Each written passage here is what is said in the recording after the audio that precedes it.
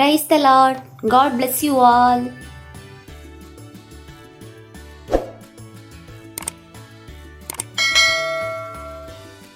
எபேசியர் அதிகாரம் 6 கேள்விகள் மற்றும் பதில்களை பார்க்கலாம். கேள்வி எண் 1. பிள்ளைகள் பெற்றாருக்கு யாருக்குள் கீழ்ப்படிய பவுல் கூறுகிறார்?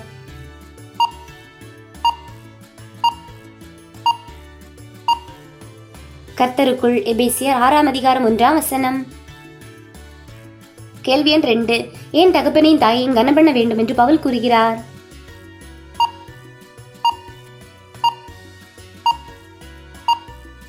உனக்கு நன்மை உண்டாயிருப்பதற்கும் பூமியிலே உன் வாழ்நாள் நீடித்திருப்பதற்கும். எபேசியர் 6:2. கேள்வி எண் 3. வாக்குத்தத்தம் உள்ள முதலாம் கற்பனை எது?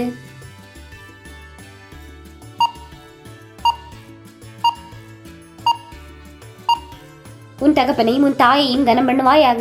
எபேசியர் 6:3. கேள்வி எண் 4. யாரிடம் பவுல் பிள்ளைகளை கோபப்படுத்தக் கூடாது என்று கூறுகிறார்?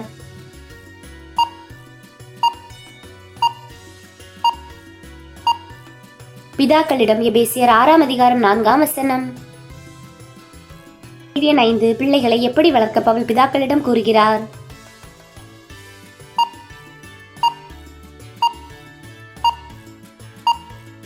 பிள்ளைகளை கோபப்படுத்தாமல் கர்த்தர் கேட்ட சிற்சையிலும் போதனையிலும். எபேசியர் 6:4. கேள்வி எண் 6. யாருக்கு பிரியமாயிருக்க விரும்புகிறவர்களாக பார்வைக்கு ஊழியம் செய்யக்கூடாது என்று பவுல் கூறுகிறார்?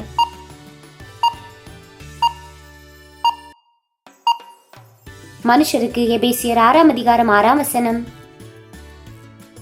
கேள்வி எண் 7. வேலைக்காரர்கள் எப்படி எஜமான்களுக்கு கீழ்ப்படிய வேண்டும் என்று பவுல் கூறுகிறார்?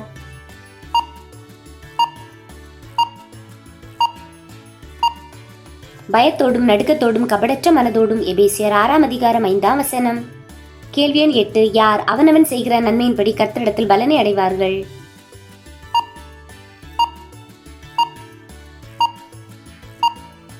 அடிமையானவனானாலும் சுயாதீனம் உள்ளவன் ஆனாலும். எபேசியர் 6:7. கேள்வி எண் 9. டேஷ் ஊழியம் செய்யாமல் டேஷ் நல்மனதோடே டேஷ்.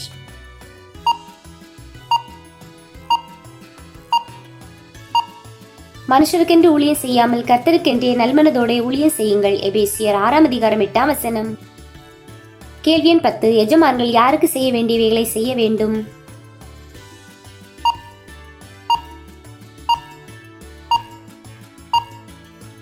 வேலைக்காரருக்கு. எபேசியர் 6:9.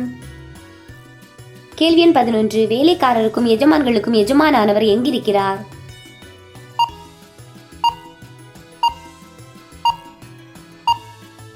பரலோகத்தில். எபேசியர் 6:9. கேள்வி எண் 12. பரலோகத்தில் இருக்கிறவரிடத்தில் என்ன இல்லை?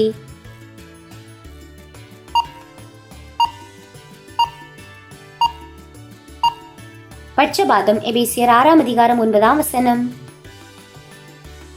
கேள்வி எண் 13. யாருடைய சத்துவத்தின் வல்லமையில் பலப்பட பவுல் கூறுகிறார்?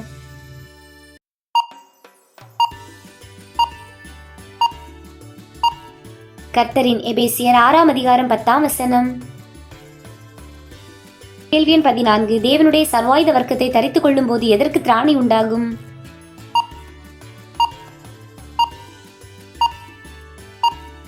பிசாசின் தந்திரங்களோடு எதிர்த்து நிற்கத்தக்க. எபேசியர் 6:11. கேள்வி எண் 15. வானமண்டலங்களில் உள்ளவைகள் எவை?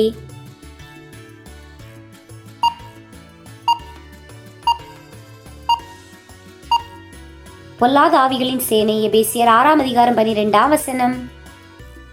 கேள்வி எண் 16. எவைகளோடு நமக்கு போராட்டம் உண்டு என்று பவுல் கூறுகிறார்?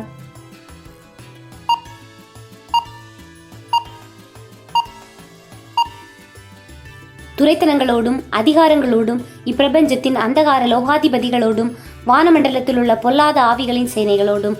எபேசியர் 6:12. கேள்வி எண் 17. சகலத்தையும் செய்து முடித்தவர்களாய் நிற்கவும் திராணி உள்ளவர்களாகும்படி எதை எடுத்துக்கொள்ள பவுல் கூறுகிறார்?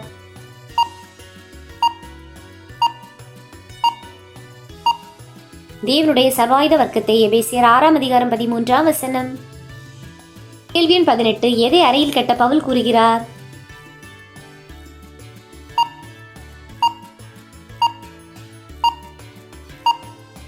சத்தியமெனும் கச்சையை. எபேசியர் 6:14. கேள்வி எண் 19. எந்த மார்க்க வசத்தை தரிக்க பவுல் கூறுகிறார்?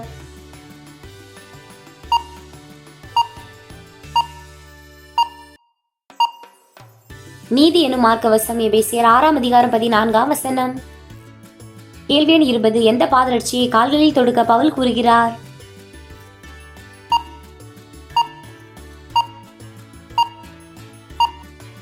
சமாதானத்தின் சுவிசேஷத்துக்குரிய ஆயத்தம் எனும் பாதரட்சை. எபேசியர் 6:15. கேள்வி எண் 21. பவுல் பிடிக்க சொன்ன கேடகம் எது?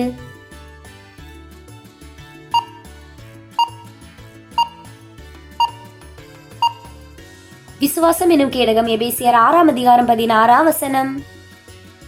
கேள்வி எண் 22. ஏன் விசுவாசம் எனும் கேடகத்தை பிடித்துக் கொள்ள பவுல் கூறுகிறார்?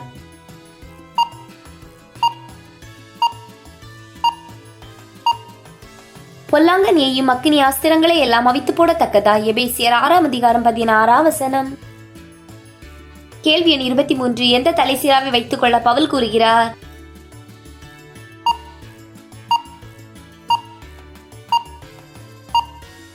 இரட்சணியம் என்னும். எபேசியர் 6:17.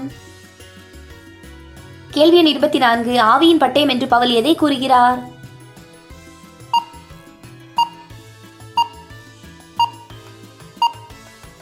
தேவ வசனத்தை. எபேசியர் 6:17.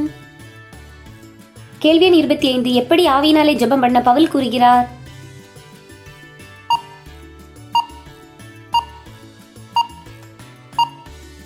சகல விதமான வேண்டுதலோடும் விண்ணப்பத்தோடும். எபேசியர் 6:18. கேள்வி எண் 26. எதற்காக பவுல் சங்கிலியினால் கட்டப்பட்டிருப்பதாக கூறுகிறார்?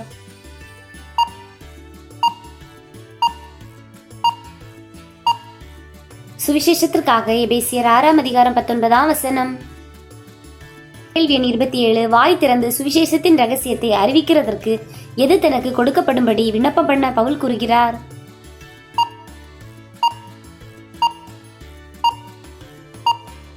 வாக்கு. எபேசியர் 6:20. கேள்வி எண் 28. கர்த்தருக்குள் உண்மையுள்ள ஊழியக்காரன் என்று பவுல் யாரை கூறுகிறார்?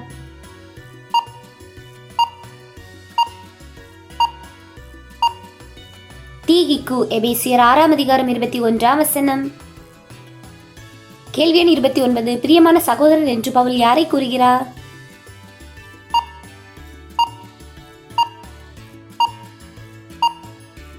தீகிக்கு. எபேசியர் 6:21.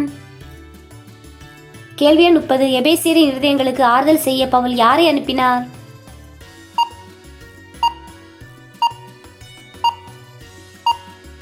தீகிக்கு. எபேசியர் 6:21 மற்றும் 22 வசனங்கள். Thank you for watching.